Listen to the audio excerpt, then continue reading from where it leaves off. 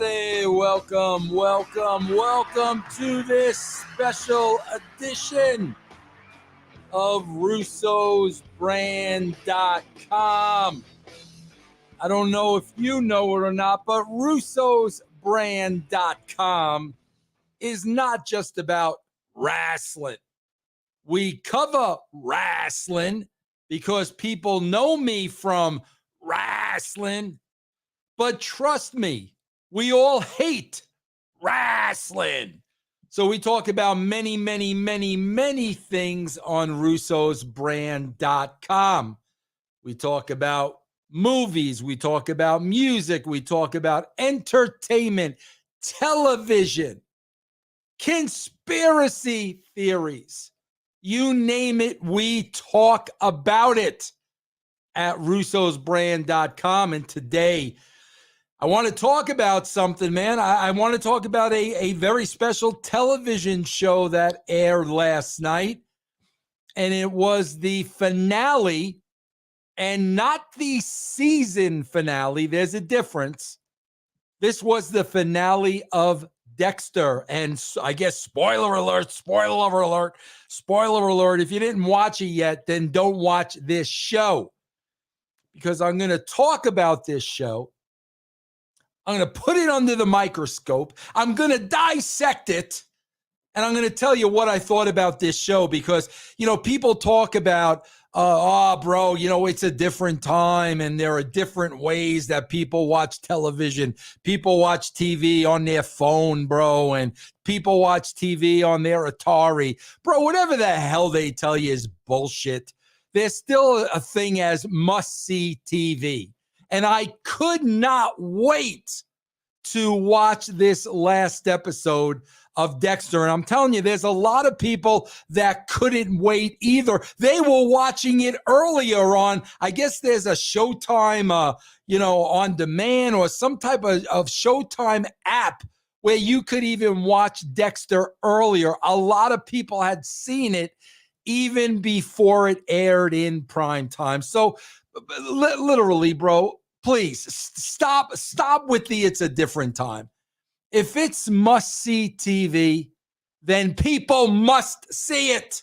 And I could not wait for this episode last night of Dexter that I'm going to talk about. But before I do that, bro, I want to share a clip with you guys. Listen, we got a show on Russo'sBrand.com, and it is called Castrating the Marks.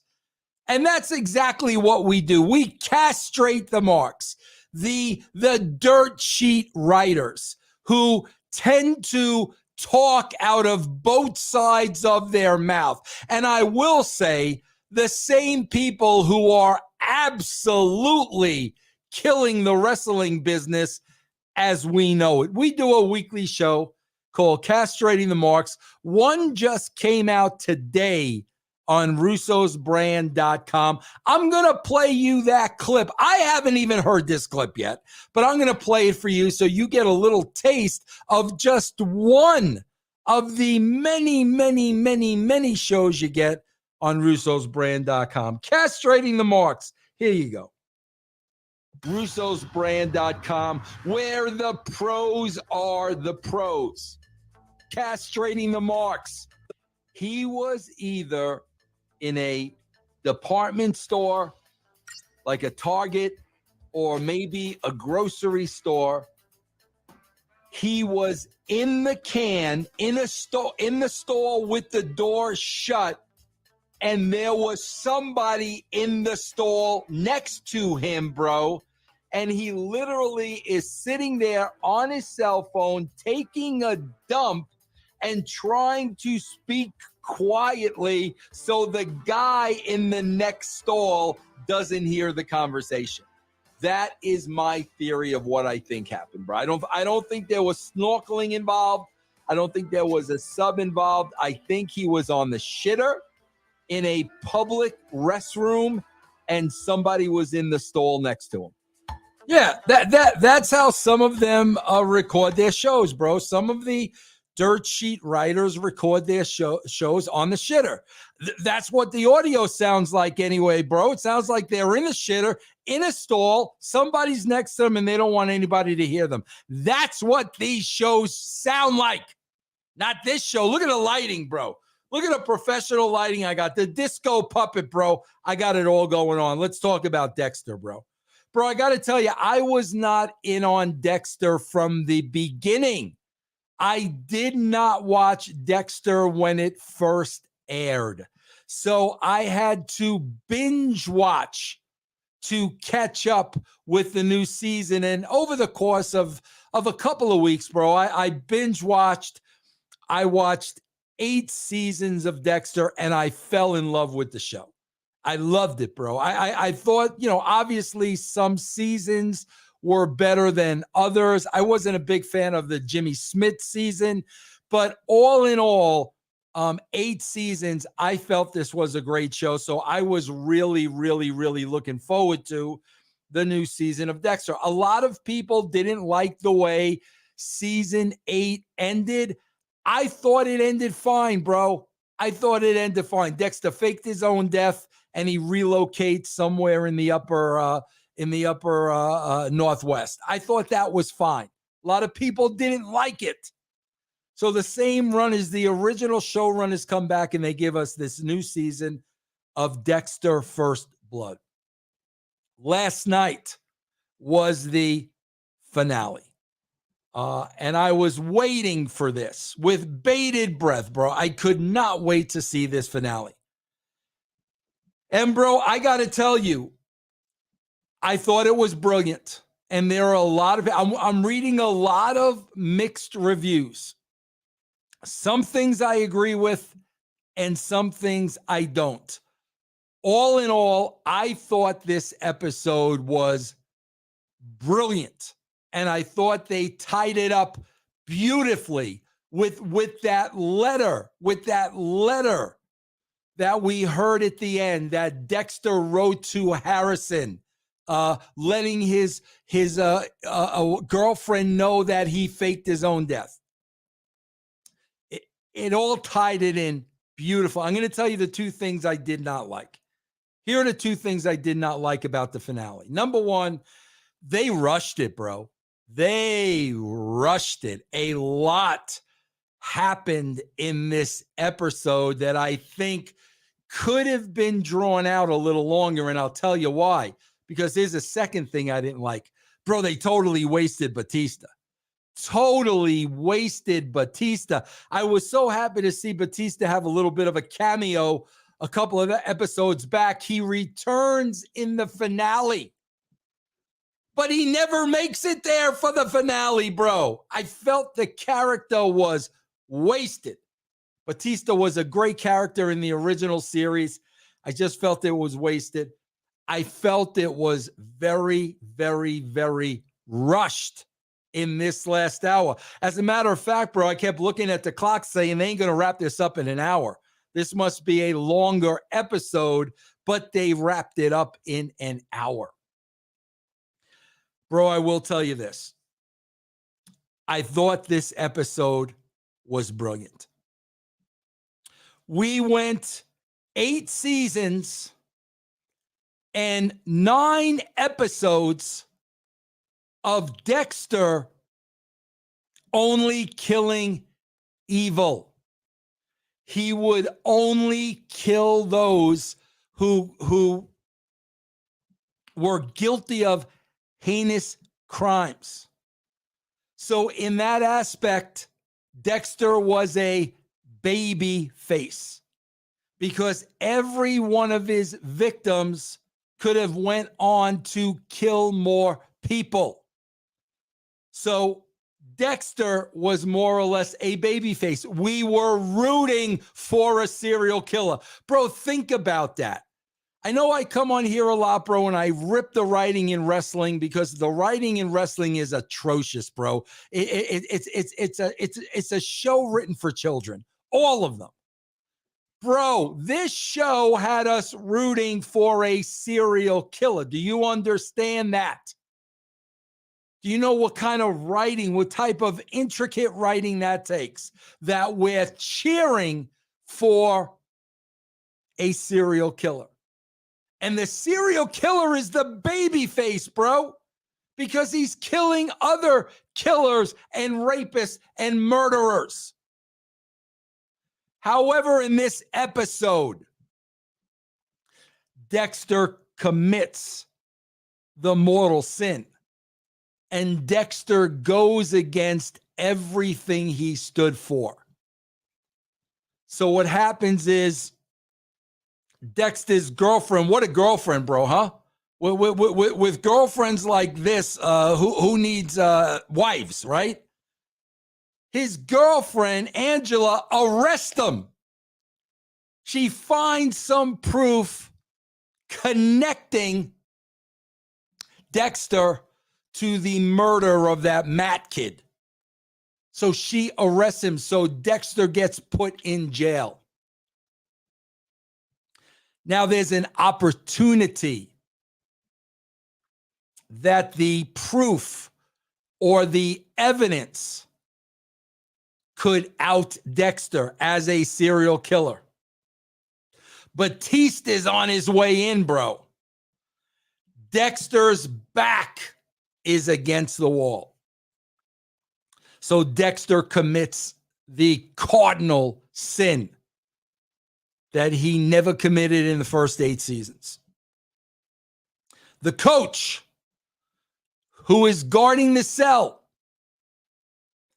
is killed by Dexter, an innocent man who has committed no crimes, is killed by Dexter. He says he broke the code. He killed an innocent man so he could escape from prison. Now, he said he did it because he had to get back to his son, Harrison. Either way, he broke the code. You don't kill an innocent man. So now Dexter flees the jail and he meets up with Harrison. And Harrison figures out that Dexter killed the coach, his coach. And his son Harrison points out, you killed an innocent man. You broke the code. This man was not a murderer. This man was not a rapist. This man was not a child molester. And you killed him. And Dexter said, it was the only way I could get back to you. Now, Dexter wants more than anything else to flee with his son. He wants him and his son to live together, bro. Caped Crusaders, to continue this. He wants to have that bond with his son, just like the bond his father had with him and his father shared. The dark passenger. He wants that same code with Harrison. He wants to bond with Harrison, just like he did with his old man.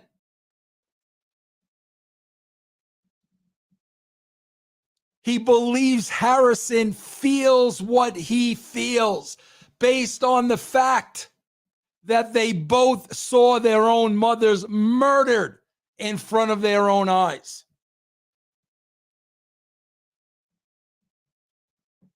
But we soon find out that that is not where Harrison's pain comes from.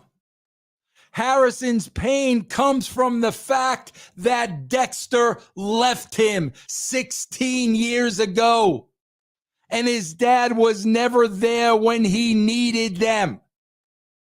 And he is not driven by the dark passenger like his old man is. Harrison wants to be normal. Dexter never wanted to be normal. Dexter embraced the life of a serial killer. He embraced the code. Harrison's anger came from his dad not being there. Harrison wants to be normal. So as a normal kid, Harrison tells Dexter, you need to turn yourself in. And Dexter says, I can't do that.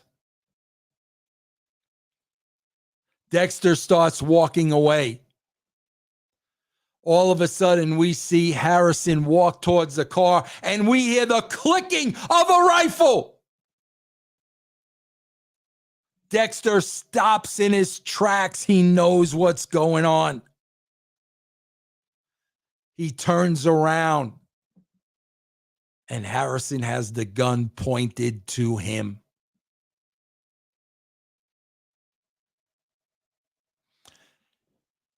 And Dexter says to his son,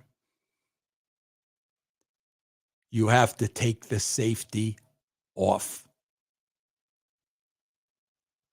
And then we find out later on in the letter, Dexter writes, you have to kill the father to save the son. That's why he didn't want to re-enter Harrison's life. You've got to kill me and the thoughts of me and the memories of me in order for my son to live a normal life. And that's what Dexter is faced with at this point in time. You've got to kill the father so the son can live. And now Dexter realizes, my son is not like me. My son wants a normal life.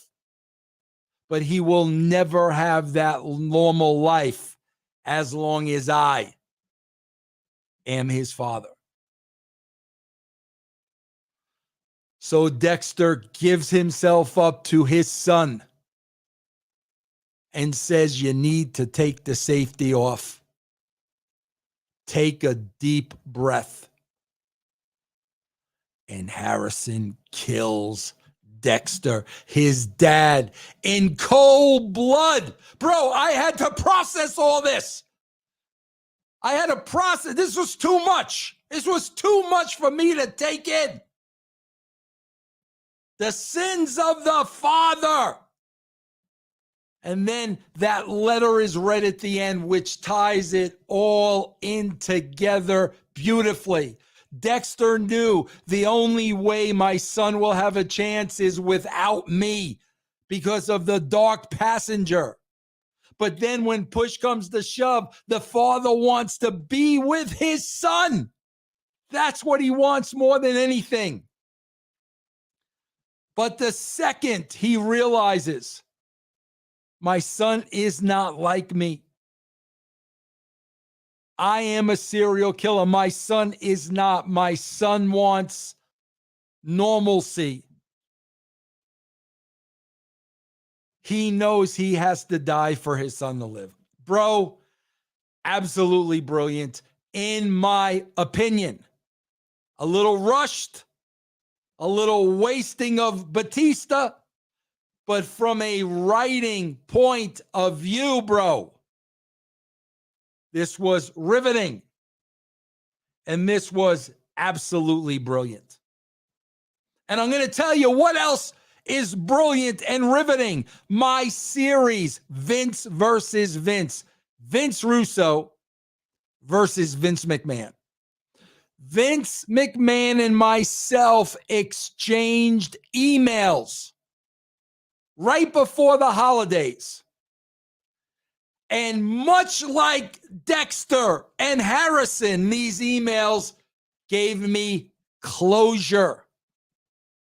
And I'm going to share these emails with you at the end of my series on Patreon, Vince versus Vince. I'm going to play you a clip of the last episode. I'm into about 5 parts now, but the emails are coming this month. Uzi, I know Angela let Harrison go, but that's irrelevant to the story. It was all about Harrison and Dexter. Let me play you this clip of Vince versus Vince. Guys, this is on patreon.com/ Russo TWC. This month, I reveal the emails, bro. Here we go. Russo'sBrand.com, where the pros are the pros. Vince versus Vince.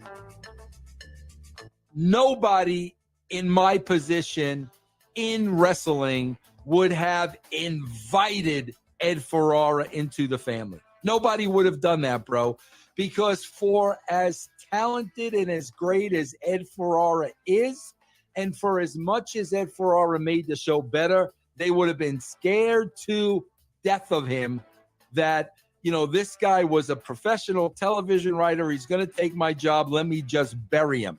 Not me. My goal was for the show to always be better, and I knew that Ed could make it better. That's why I welcomed Ed in with open arms. That's why I put Ed over to this very day. But before Ed was hired, bro, I wanted to tell you, we talked a little bit about the time and the period when it was just Vince and I. There you have it. Vince versus Vince. Patreon.com/Russo TWC. Kevin LaRose has a great line. The son stepped into the father's role. Great, great, great line, Kevin. Bon Lewis says, hey, Vince, you should write a screenplay similar to Succession based on the McMahon. Bro, listen, with all due respect, I'm not interested in spending a great amount of my time writing about the McMahon family. Mark M., how would you have written the show for this season? Mark, I would have written it the same exact way. This ending, bro, was poetic justice. This was a brilliant ending. This was beautiful writing, bro. And as much as I can't believe the character is dead. I can't believe that, bro. It was like Breaking Bad, bro. Remember when Walter, bit the dust at the end of Breaking Bad? Same thing, bro. But that is it, bro. That is the end of a series. A very good series. I recommend, if you didn't watch the first 8 seasons, go back and watch them. Some great, great, great, great, great writing, bro. Vince, which TV series from the 70s would you have loved to write for? Wow, bro. It would had to have been a sitcom, because there were so many sitcoms during the 70s. All in the Family, would be right up there. Taxi was a great sitcom. The Odd Couple, great, great, great sitcoms in the 70s. I'd probably say All in the Family, bro, because it was so groundbreaking for the time that I would probably pick that one. All right, guys, please, man, if you guys aren't members, man, please check out. This is how I make my living. Russo'sBrand.com or Patreon.com/Russo TWC, bro. Try us out. We talk about things like this all the time. Sports, entertainment, conspiracy, what's going on in the world, bro. Marks, you name it. We talk about it all on Russo'sBrand.com, and you can get Vince versus Vince, bro, on Patreon.com/Russo TWC. I'll see you next time, bro.